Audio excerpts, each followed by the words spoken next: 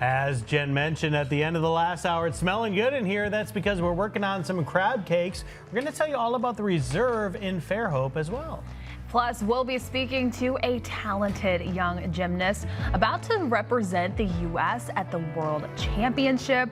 Welcome into the second hour of Studio 10. Jen and Joe, and Chelsea has the week off. Gallivanting around the country, enjoying a few days off with her family, so we hope she's having fun. Let's start by talking about some music news. Yeah, so fans of rapper Tyler, the Creator, should be happy. The musician's new album drops today. The album is entitled Don't Tap the Glass. It includes 10 tracks. The 34-year-old performed Friday night in New York City, shouting out the album's title to the audience. He describes it as a dance-forward party album. It marks his 9th studio album release. Yeah, I've heard some of his stuff. I wouldn't say I'm a massive fan or not. I just haven't heard enough to know. But if you are, he's coming out with a new album. I'm sure that some of these will make it to the TikTok realm. I listen to XM Radio, and one of the stations is TikTok Radio, and he has one that is continuously playing right now. It's the Sticky song out there. So it is a catchy song, and so I'm sure that we'll be hearing some of those in the next few days, I'm sure. A lot of people are going back to positive, like, dance track vibes, it seems. Yeah. Lady Gaga was just talking about that. Now Tyler, the Creator, is doing it as well. So maybe people feel like they just want to get people moving, right? Yeah, get people moving, get some happiness out there.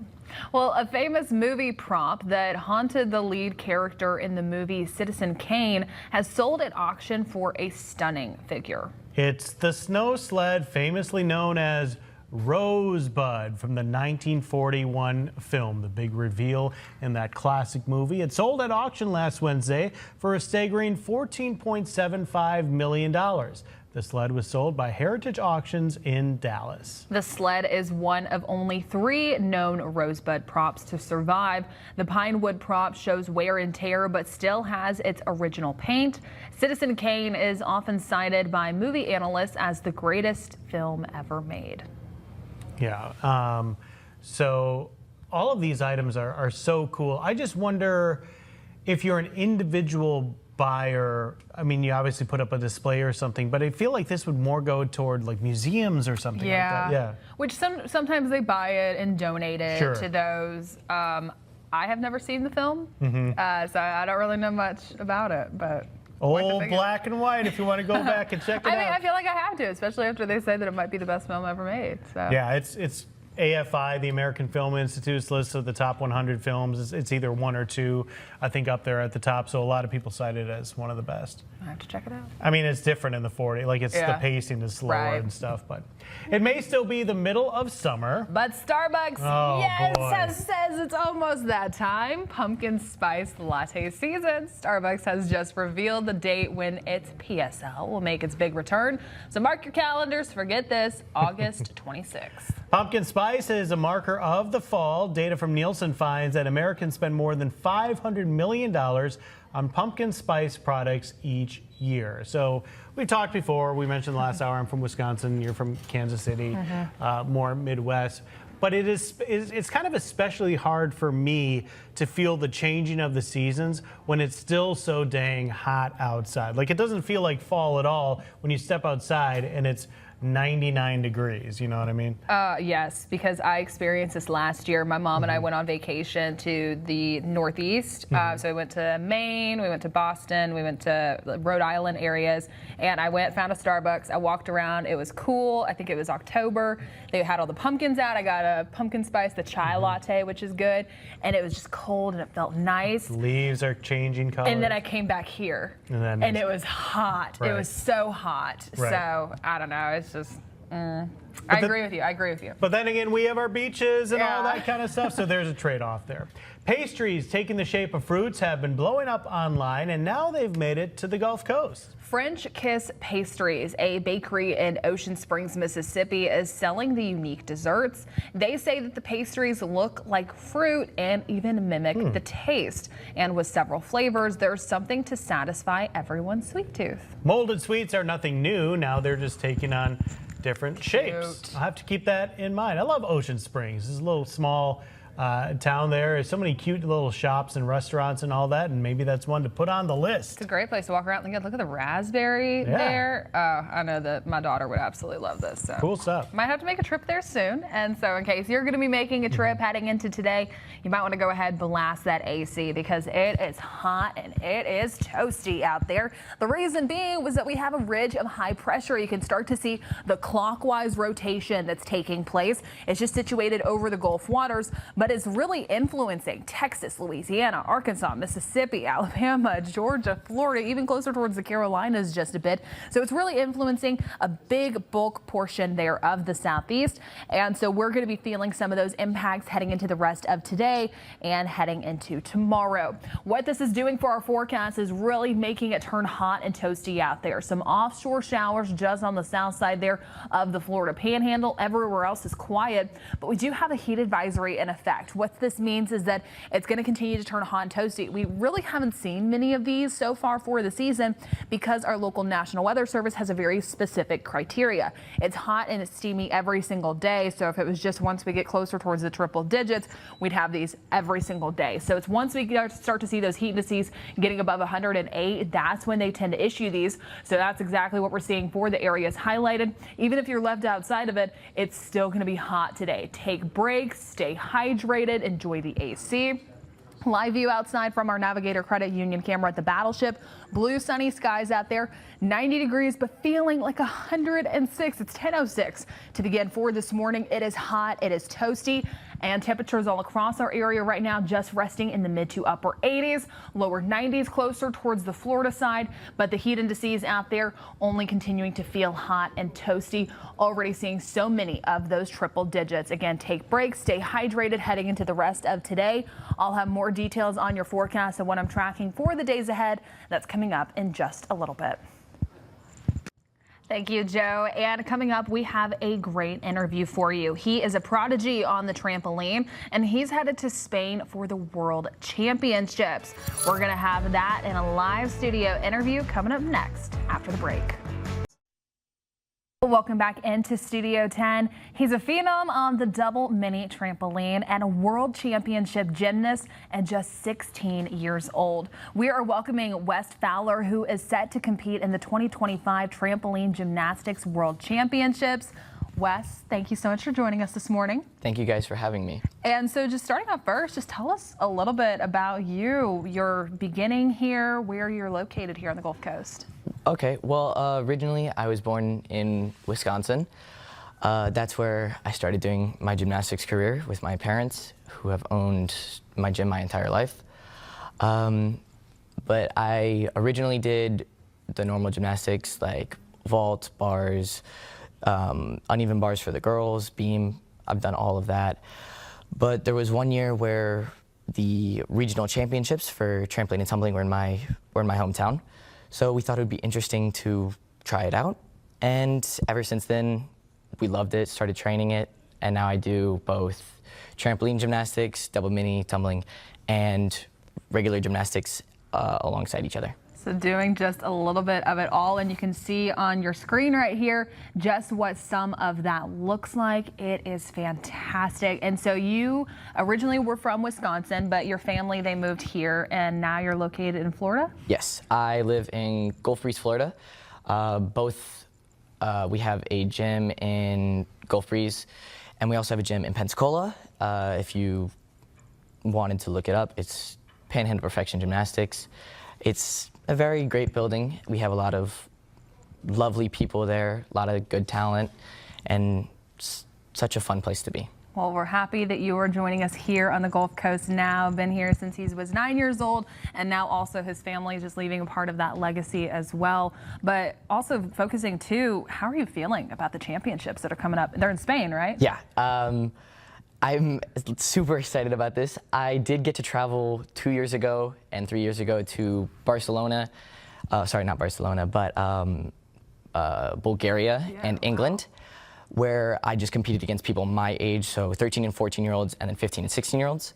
But this time it's not just going to be people my age. It's going to be everyone from 17 to however old they are. And it's a little bit terrifying because, you know, I'm still a kid going up against grown men, but it's going to be a fun experience getting to, just take it all in. Well, Wes, you got this. The whole Gulf Coast is rooting for you. You're representing us, so we're so proud of what you're doing. And about how big does this team look like that's going to the championships? It is 4 athletes for men and women for each event. So trampoline, double mini, and tumbling. There's four people. I luckily got selected to 2 of those events, which is a really big accomplishment, if I do say so. I get to go for double mini, trampoline, and tumbling, and I'm really excited. It's just something that I've dreamed about for a while, to go to the World Championships. And when are these taking place? It is November. November. So we're quickly approaching towards that point. And I know that you're 16, but I gotta ask, Olympic aspirations, are those on the horizon for you? Hopefully. Unfortunately, right now, both double mini and tumbling, those events aren't in the Olympics, but trampoline is. There is an event for non-Olympic sports, like double mini and tumbling, that is the year after the Olympics. So it is this year. I was the 3rd spot out, so I was really close. I messed up a little bit, but you live and learn, just how it is. Yeah. So hopefully in the next 4 years, I can grow to be better and hopefully represent Team USA in wherever the World Games are next year. And especially at 16. 4 years. 16, making it to that point. Well, we are all rooting for you. If the folks here on the Gulf Coast, they want to keep up with your adventures, root you on as well, is there a place that they can keep up with all of this? Yes, if you go to Instagram and search up west.gymnast, so WEST.gymnast, I have a Instagram account that I post pretty regularly. You'll see a bunch of my training videos. You'll see my competition videos. I just like posting to see, I like posting to show everyone what I've been up to. That's fantastic. And hopefully we get to see a little glimpses of Spain as well. But we are rooting for you. We're cheering you on. I hope that you do fantastic come November and in the future. But we're going to have all of this information on our website as well, fox10tv.com, under the Studio 10 tab. But thanks so much for joining us today, Wes. Thank you guys for having me. Well, that sounds delicious. Something to check out on your next road trip. Well, coming up, I'm going to be talking more about your forecast. Plus, also, we are back in the kitchen. We are working on more of those crab cakes with the Reserve at Fairhope. We'll have more details in the kitchen coming up after this. Still more to come on Studio 10, but first let's check in with Ashlyn Mitchell for a preview of Fox 10 Midday. Hey, Ashlyn. Yeah, good morning to you as well. Joe, here's what's coming up on Fox 10 Midday. First, locally, Baldwin County residents, listen up. A handful of road closures are happening in Fairhope this morning, and our Stephen Moody will have the details on the alternate routes you can take. Then in national news, a story that has had the country talking for some time. The Southern District Court of New York reviewing a request from the Trump administration to unseal any grand jury testimony related to the Jeffrey Epstein investigation. And finally, Jen has our forecast for the rest of the week. Will it stay hot and steamy? And is there any relief ahead? She'll have those details. We look forward to seeing you on Fox 10 Midday after Studio 10. Well, Adam Sandler is back for another round as Happy Gilmore in the comedy sequel. We spoke with him and his co-stars about Happy Gilmore 2 as the movie debuts on Netflix July 25th. Here's Fox's Ashley Dvorkin. Come on, you gotta do it, Dad. All right, let's go. Let's go get him, Dad. Adam Sandler returns in the long-awaited comedy sequel, Happy Gilmore 2. As expected, some chaos is par for the course. There's some chaos in his own life this time, and he's just trying to get through it, and then he's going to let it out on the golf course in the most positive way he can. Julie Bowen and Christopher McDonald are also back. I said, thank God we're going to make one. Yes, we're going to make a sequel. That was like that because I've been campaigning it for a long time. Sandler's daughters are part of the cast too, and he shared advice he's given them as they continue to build careers in this business. You've raised them right. Be nice to everybody. Be nice to everybody. In the crew. Like, don't just be nice to the fancy people. The crew is all you got. They work their off. And they are working much harder than we are. Yeah. Anybody who's making too much cash, you can give them a snap. Everyone else be nice to. as Gilmore goes to his happy place for his golf game in the movie. The star shared what their happy place is. Mostly to me, getting a good haircut. There you go. When I get the perfect haircut, I'm in the best mood. If it's not with my kids, I got this great dog. She sleeps with me every night. What's the dog's Her name? name's Gertrude. Gertrude lays in the bed with you? She goes under the cover. She's one of those little burrowers. Oh, down by the feet? Down by the feet.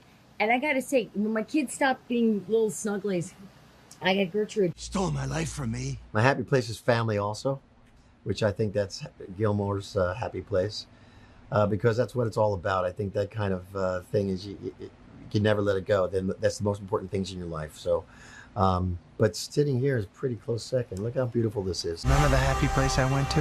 You go to yours. Happy Gilmore 2 tees off on Netflix July 25th. In Hollywood, Ashley Dvorkin, Fox News. Jen, I think for me, I always use the websites and stuff for a reference as to what may be going on, but you still want to consult with a professional. Exactly. And I think part of it too is this serious enough to go see someone, or can I deal with it myself? So right. I think I always just kind of use it as a tool, but not as the answer. Well, coming up, I'm going to be talking more about your forecast, the heat that we are experiencing, and some end of the week rain chances. Plus, also, we are finishing back up in the kitchen. We're going to be putting the final touches on those crab cakes. Look at them, beautiful right there. We'll have more details coming up when we come back. Welcome back into Studio 10. When it comes to your children's health, it's important to not neglect their vision.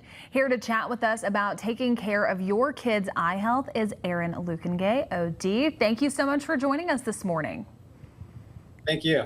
Well, my first question for you is that children, they're constantly getting their eyes checked, but if they had it done last year, will they still need that specific eye exam?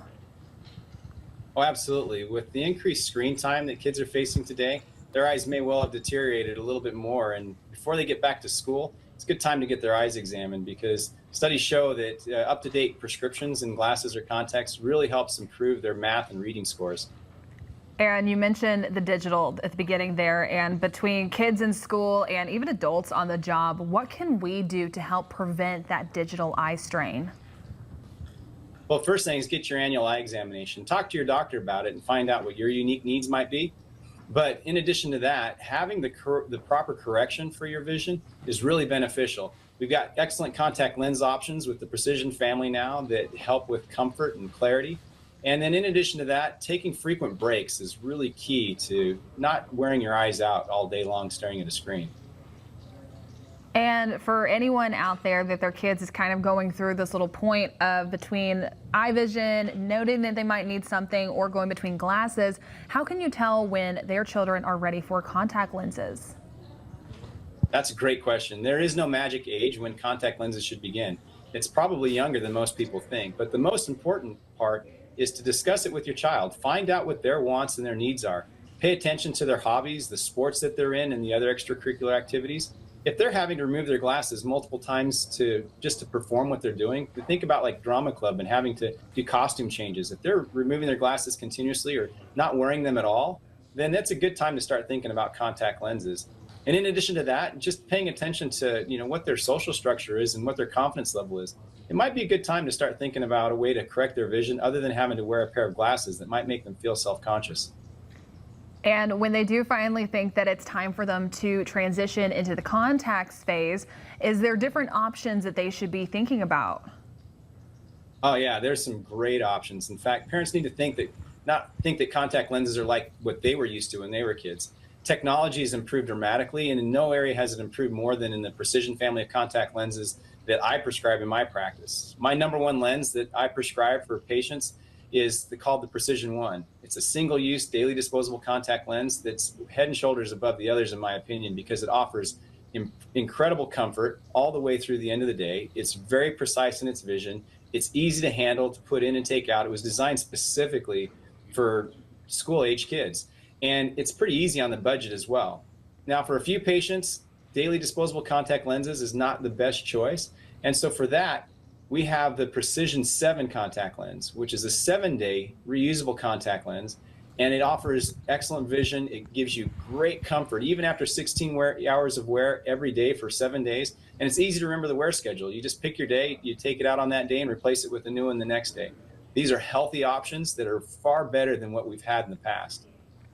And for anyone thinking that now is the time to do this for them, how can they go about learning more information? The best place to go is precision.myalcon.com, and you'll be able to find out more about these contact lenses and the benefits that they have for school-aged kids. Again, that's precision.myalcon.com. And as always, we're going to have that on our website as well, along with this interview, in case you want to share it with anyone that you know. That'll be later on this afternoon on fox10tv.com under the Studio 10 tab. But thank you so much for joining us this morning. Thank you. Joe.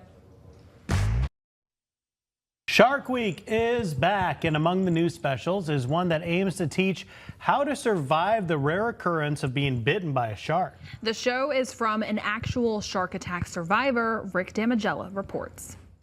It's a beautiful day. You're out fishing, but what you don't realize, not only does the kayak look like a prey source, the paddles, they're almost like fins gliding through the water. The summer tradition of Shark Week is back with an instructional new show. Never dangle anything over the side. That's one of the most dangerous things you can do. Diver, author, and shark attack survivor Paul DeGelder is part of 4 new programs during Shark Week, including How to Survive a Shark Attack, where I actively get bitten by multiple sharks in multiple scenarios to try and teach people how to survive or how to help someone that they're with who's been attacked by a shark. Off the coast of Grand Bahama, Paul DeGelder and his team are demonstrating how to survive a shark attack. I think it's a really important show to make. It's very personal to me because I don't want people to have to go through the pain and trauma and torment that I went through. The prosthetic limb releases synthetic blood, which could trigger a feeding frenzy. They're just sharks doing sharky stuff. That's their home. We're interjecting ourselves into their world, so we need to respect them. And, you know, I never blame the shark for nearly killing me. They're starting to bump me now. In Hollywood, I'm Rick Damigella.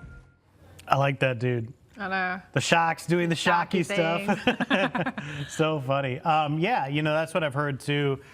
Poke the eyes if you can, Yeah. but if you're in a position to grab the nose and push Redirect it away, it, yeah. that seems like the thing to do. That doesn't help if you're attacked from below and you don't know it though. Yeah. Well, the oldest roadside attraction in the United States is now 144 years old. We're talking about Lucy the Elephant, a beloved 6-story wooden and tin building located along a beach in New Jersey.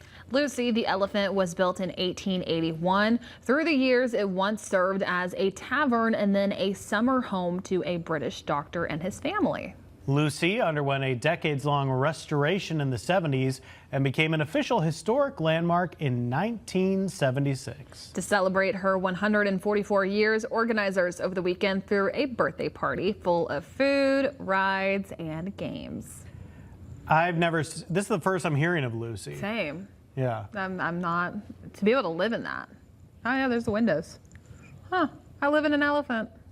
So you want to do that? No, but to have the stories of Right. it needs to be an Airbnb. Yeah, it would be cool to convert it to something like that to check it out. But hey, if you're in the New Jersey area and want to check it out, something to add to your list for your northeastern vacations coming up. One of the really cool things we had here on Studio 10 was days back when the show got started, there was a circus performing at Hank Aaron Stadium right across the street. Yeah. So for one of our segments, they were walking elephants down the street to come here to Fox 10 to be live on our air. That'd be it was wild. It was a really neat thing to see. That's cool. Yeah. Well, have you ever seen an elephant walking around? There's a difference between a real elephant and Lucy the elephant. Yeah. There's some crab cakes courtesy of the Reserve at Fairhope. If you'd like to know more information about them, you can find it online. And if you'd like to know more information about how they taste, you can talk to us in a bit because we're going to try them out.